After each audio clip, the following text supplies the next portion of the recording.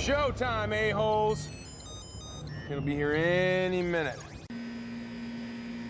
Well, if you can tell by the expression on my face, it's hot as shit in here. It's actually hot everywhere, but I'm sure you're feeling it. I don't need to be freaking whining and complaining. But look, I'm gonna show you today the best engine hoist, puller, heavy extension lifter, whatever you need. I use a chain hoist system. I've always used it around the yard, but now I'm gonna make it in my garage here, and I'm gonna show you how to do this. I've already done it, so it's not gonna be a step-by-step process, but I'll explain it in full detail, so you'll kind of get the gist of it. And as you can see, it's up there. I'm about 5'4.5", 5'5" on a good day. That's 8 feet high, and that's a 15-foot long 6x6, and I put the 8s already in there. And yes, I hoisted that big bitch up by myself, because I don't quit and I don't give up. Yes, and now it's up, and I'm going to show you how I did it. And this is about the best thing you can use in your garage. You want to sharpen your lawnmower blades. I've got one of those Toro Titans. It's not a small lawnmower, so I need something to grab a hold of it, yank it off the ground. I need to work on my trailer and some other things, so I can easily lift that stuff with this, and I'll show you how I did it. Okay, let's get to first things first. I've got a little kick out here at the bottom in my garage. You know, that's the center block, and that's where the wall sits. It's your main support for your A-frame pitch goes across. So anyway, so it had a kick out. So what I did was I bought an 8-foot 2x6, and I anchored that to the wall. It also gave me kind of a kicker plate there, so that the 6x6 on top could rest against it. And what I did was I set the 8-foot 6x6 against that center block there on the floor, measured out, and I cut 2x6 pieces, and I screwed it into the pieces that I anchored to the wall, the 2x6 to the wall, and then anchored it to the 8-foot 6x6. And I used 10 by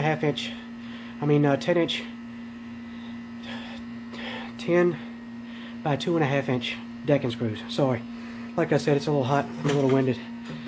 I'm going at things too fast, but that's the way I do. I've got a lot of things to get done and other projects. Bought these hooks, drill the holes and put those through. I'll go to the top and I'll show you how I went through the 6x6 post. And those hooks are rated for 300 pounds, which is not enough for me. I've got bigger hooks that are in Virginia. I went to one of the local lumberyard places here, and they didn't have any bigger.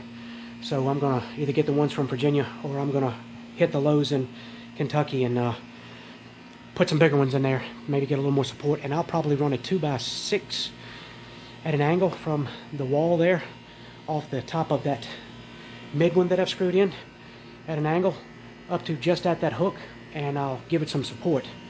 I'll do some angled support to help it out. If I lift anything too heavy, I've got another one here that I'm going to keep inside the garage. I'm going to measure that out so that it just sits under this piece.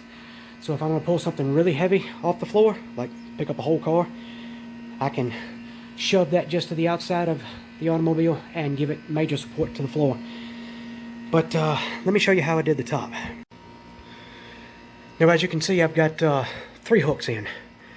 I put a this is basically a washer from off of my Rocky Daihatsu. It was a body washer holding the cab to the frame, but I'm using those because they're like a hexagon, and I threw in a lock washer on top of it, and I left this top piece here because I may want to do something else with that. I didn't want to shave that off, and it's up top, so it's not hurting anything. So I've got 3 of those, and the main reason I wanted 3 is because if I'm lifting something heavy, I can run a hook here and run it to the outside of whatever I'm picking up, so that I'll have triple support, because I'm going to use a chain hoist, and I'll hook that up here in just a minute, and I'll show you how that works. But I'm sure you all know how that works, but if not, I'll show you anyway. And I've also drilled a hole 5.5 inches out or in on each side, because what I'm going to do is I'm going to run these anchor bolts through that system,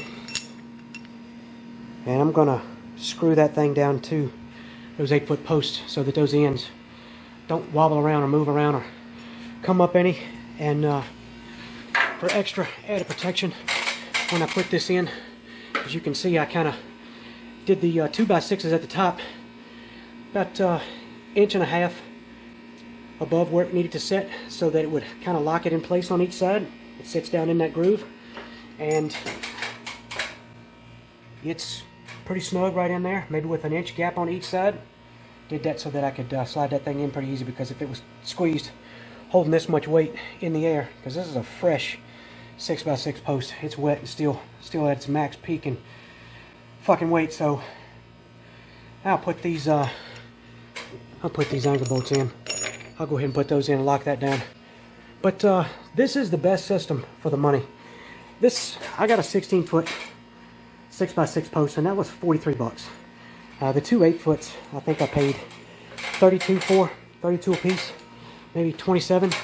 So I'm out 27 each side and 43 there. And I can basically just yank any engine that I want out with this, especially after I put those side supports in and maybe throw that underneath it for extra support. This thing should be able to pick up 1,500, 1,600 pounds easy.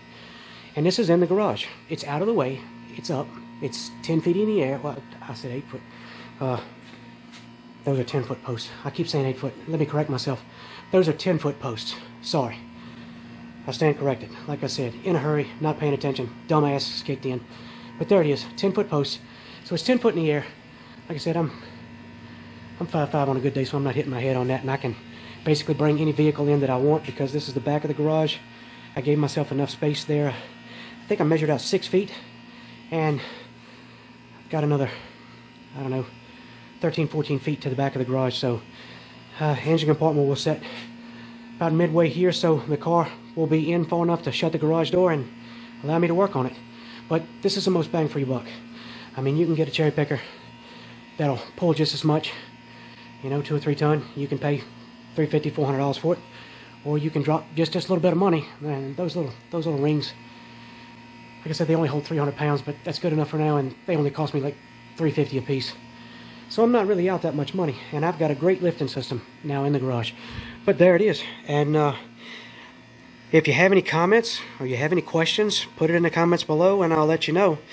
I'm gonna go back and get 2 more of these, because I got to build a walkway over my ravine in the back. I'll show you all that, but I'm gonna get that trailer in here today and jack that thing up. I got to put a new floor in that.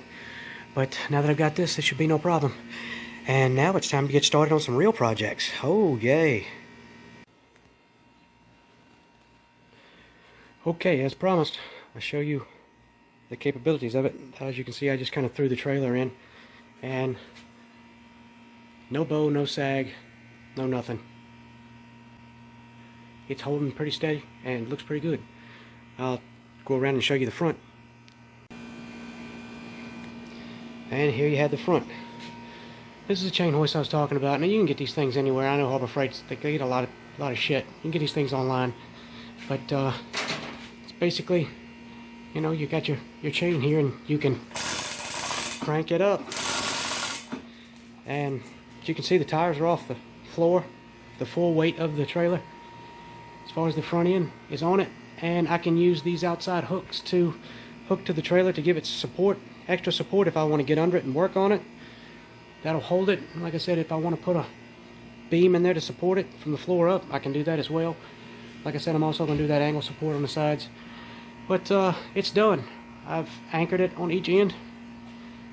And like I said, if you have any questions about bolt sizes, I use the lag bolts I use to hold the corners were, I think I used a 8-inch lag bolt that had a 3-inch shank at the top, but it's just a wood lag.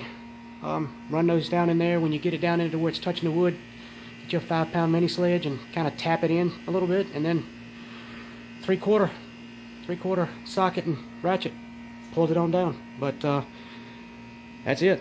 Now, if I want to yank an engine and transmission, I can do it with ease. If I want to pick up my Toro Titan and sharpen the blades, I've got it. I can't move around with this thing. Doesn't roll like a cherry picker, but it was a lot cheaper than a cherry picker, and it will hold just as much, if not more weight than your cherry picker. So there it is. Have fun with it. Enjoy.